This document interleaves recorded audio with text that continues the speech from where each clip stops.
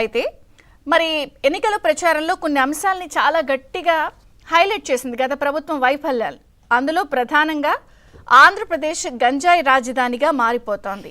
ఎప్పుడూ కూడా ఇటువంటి ముద్ద ఆంధ్రప్రదేశ్లో పడలేదు. సో గంజాయి రాజధాని, ఆంధ్రప్రదేశ్ రాజధానిలో గంజాయి విపరీతంగా పెరిగిపోయింది. ఏ మూల చూసినా, ఏ గ్రామాన్ని చూసినా, ఏ ఇంట్లో చూసినా ఎక్కడో ఒక దగ్గర ఈ గంజాయి మూలాలు బయటపడటంతో అసలు పూర్తి స్థాయిలో యువత వాళ్లకు ఉన్నటువంటి కెపాసిటీ, నైపుణ్యం నిర్వీర్యం అయిపోతున్నాయి. దీన్ని చాలా ప్రధానంగా కూటమి ప్రభుత్వంలో వాళ్ళు ప్రతిపక్షంలో ఉన్నప్పుడు ఎన్నికల ప్రచారంలో చాలా గట్టిగా హైలైట్ చేశారు. దీనివల్లే క్రైమ్ రేట్ పెరిగిపోతుందన్న అంశాన్ని, అలాగే యువత ఎలా నిర్వీర్యం అయిపోతుందన్న అంశాన్ని కూడా వాళ్ళు హైలైట్ చేశారు. దీనికి సంబంధించిన అనేక ఘటనలు కూడా మనం చూసాం. ఈ నేపథ్యంలో ఈ గంజాయిని రూపుమాపడానికి సంబంధించి ప్రత్యేకంగా 5 మంత్రులతో కమిటీని నియమించారు. సో వాళ్ళు ఇచ్చిన హామీకి సంబంధించి మరొక కీలకమైన నిర్ణయం, చాలా అతి ముఖ్యమైన నిర్ణయం. సో బ్రాండ్ ఏపీ ఎట్లా అనేది ఇలాంటి నిర్ణయాలన్నిటిపై కూడా ఆధారపడి ఉంటుంది. సో 5 మంత్రులతో వీళ్ళు కమిటీ ఏర్పాటు చేశారు. నారా లోకేష్, హోమ్ మినిస్టర్ అనిత, సంధ్యారాణి, అనగాని సత్యప్రసాద్, సత్యకుమార్ వీరందరితో కూడా ఈ కమిటీని ఏర్పాటు చేస్తున్నారు. ఇది నిజంగా చెప్పాలంటే చాలా పెద్ద కీలకమైన నిర్ణయం, బ్రాండ్ ఏపీ బిల్డింగ్లో భాగంగా ఉన్నటువంటి నిర్ణయం. దీంతో పాటు 7 అంశాలకి సంబంధించి 7 శ్వేతపత్రాలు కూడా రిలీజ్ చేయడానికి సిద్ధమవుతున్నారు.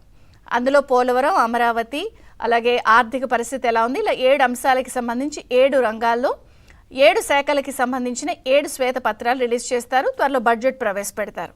సో ఇవన్నీ కూడా మనం 3 దశలు అనుకున్నట్టు ఇవి ప్రిలిమ్స్ అనమాట. మెయిన్స్ ఏంటి? బడ్జెట్లో కేటాయింపులు ఎలా చేస్తారు, ఈ చెప్పిన హామీలు ఎలా అమలు చేస్తారు, అలాగే అరాచకం సృష్టించిన విధ్వంసం నుంచి రాష్ట్రాన్ని ఎలా పునర్నిర్మిస్తారు అన్నదే అసలైన మెయిన్స్ పరీక్ష. సో ఇందులో ప్రధానంగా మనం అనుకుంటున్నాం కదా, సో ఈ నిర్ణయాలన్నీ కూడా ఎలా అమలు చేస్తారన్నది పెద్ద ప్రశ్న. అలాగే బూడిద కుప్పల నుంచి హిరోషిమా, నాగసాకి ఎలా ఆకాశ హర్మియాలు నిర్మించిందో, నిజంగా ఇప్పుడు ఇటువంటి నిర్ణయాలతో ఏపీ పునర్నిర్మాణం, అరాచకం, విధ్వంసం నుంచి ఎలా రీబిల్డ్ చేస్తారు, ఎలా సంపద సృష్టిస్తారు, ఈ నిర్ణయాలన్నింటినీ ఎలా ప్రణాళికాబద్ధంగా వెళ్తారు అన్నదే అసలైన ఛాలెంజింగ్ టాస్క్. ఇది మెయిన్స్ పరీక్ష.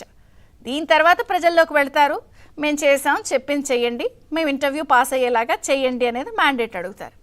మరి సమన్వయం, సంకల్పం అనేది చాలా చాలా ముఖ్యమైన అంశంగా నిన్న కేబినెట్ సహచరులందరికీ కూడా ముఖ్యమంత్రి చంద్రబాబు గారు దిశానిర్దేశం చేశారు. హంగు ఆర్భాటాలొద్దు, అసెంబ్లీ వేదికగా బూతులు లేకపోతే చెడ్డ పదాలు మాట్లాడొద్దు, ఇంకా చెప్పాలి అంటే అంచనాలు చాలా ఉన్నాయి. దీంతోపాటు ఎన్టీఆర్ పేరు యూనివర్సిటీ ఏదైతే గత ప్రభుత్వం మార్చిందో దాన్ని వైఎస్ఆర్ పోయి